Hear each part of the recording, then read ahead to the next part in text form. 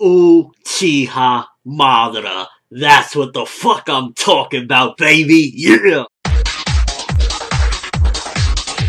Coming into this chapter, I'm not gonna lie, when I was reading some of the pages and it looked like Obito was pulling a Nagato and he was gonna possibly revive everyone or, you know, just undo a lot of this damage that he's done, my first reaction was my heart started pumping. I'm like, are you fucking kidding me? Are you fucking kidding me? You're basically gonna render the last, 100 chapters useless by doing this? And Madara's like, I'm not having that, bitch. That's when I was like, fuck yeah. So while this chapter didn't have that much content in it, for the most part, I definitely say this was, again, another twist this time where it's like, okay, Obito is officially not the main villain anymore. He's not even a villain at this point anyway. He was pretty much trying to pull a bitch move and revive everyone, and it was just like, ooh, I was gonna just be so annoyed. I was gonna come in this video and I was just gonna go crazy. I was like, you would have seen fucking shit! Because so many people have been saying that. I even personally thought it was a possibility of that happening, and it was just like, that was one of the worst possible outcomes that could have went down, and thankfully it didn't go down that way. A couple of little bits in this chapter that I kind of caught was, first of all, apparently the Sage of Six Paths didn't die from the extraction of the Biju. I thought maybe after he extracted them, he was too weak to the point where he just died, but apparently he was just weakened and he can't move, similar to how Obito was. So that really also gets me thinking exactly what it was that killed the Sage. Was it just by old age? What was it that made him die in the very end? That definitely caught my interest, because it was like, okay, so he didn't die from the extraction because I guess the shell of the Mazo was able to like keep him around. That's how it like separated the Biju from inside of him. So what did kill him? Was it a lingering tree? I was so glad to realize, hey, Sai exists. Oh my god, I couldn't believe it. He's actually there with Naruto. It's like one of the members of Team 7 that has been neglected for a long ass time. It's like, yo, you know, I'm not Sasuke, but I still can help you out, bro. I'm just saying. About fucking time. The whole thing with Black Zetsu, I had to recheck that part, because first of all, I thought for a while now that Zetsu was gone, because I thought he was just completely dead. I remember Sasuke killed the White Zetsu, one of the main White Zetsus, and Black Zetsu was just like, what was going on? Because didn't something similar like of this happen early on when Obito sucked in all the Biju inside of him? It was like the Zetsu part of him started turning black, and I thought that Black Zetsu had taken over at that point, but Black Zetsu itself, the entity, was just lingering around waiting, I guess, for this moment. And Madara probably even had this planned. He probably had all of this planned up until that point anyway. So I'm curious, was Black Zetsu the trump card that Madara was talking about chapters ago? Or is it just something else entirely? And while it did feel a bit reminiscent of that part where Obito, again, like half of him turned black or whatever,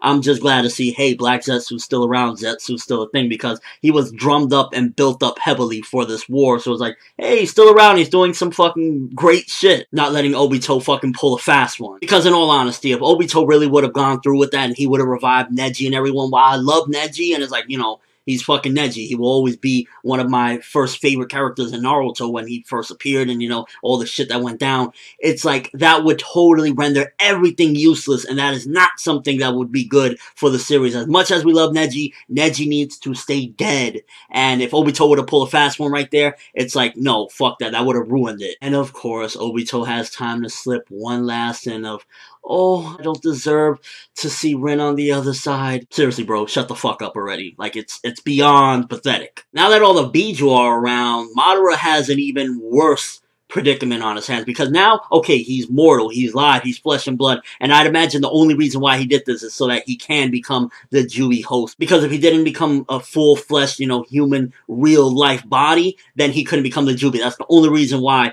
he would revive himself at this point, other than maybe, I don't know, he wanted to just die again instead of that, but no, it's more than likely that's why he did it, because at first I was thinking to myself, yo, what the fuck, you're just gonna be like, you're going to lose power, if anything, because you're not going to have infinite chakra. You're not going to be pretty much immortal, where the only way they can defeat you is seal you. So him having a human body, the only thing is he wants to become the 10-tailed Jinchuriki. So how is he even planning on doing that when, first of all, he has Hashirama on his ass, the entire Shinobi Alliance on his ass, and all of the tail beasts on his ass as well. You know, you got the 1 through 7 tails, then you got Killer Bee and Naruto. So how is he planning on going through with this? Is this truly his plan, is what's making me wonder and curious about this, because it's one guy now. He doesn't even have his fucking lackey anymore. It's not Batman and Robin, it's just Batman. So how the fuck is he gonna pull this shit off? My only guess is that the setting is already set up for him, since the tree was already going up there, you saw how, like, in prior chapters, it was going up there and the fruit was up there.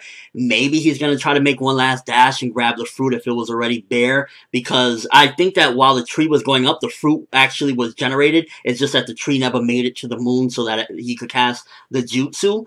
So maybe the stage is set already for him to do something like that. If he eats that fruit, maybe he'll gain power beyond belief or something. Because if that fruit really does exist, right now that's a huge power up for whoever may eat it. Whether it be Madara, whether it be Naruto or Sasuke, when their time comes, that fruit right there, if it does exist in that tree, if the tree is still there, well, I think it is. I don't think it disappeared. I think it just stopped growing.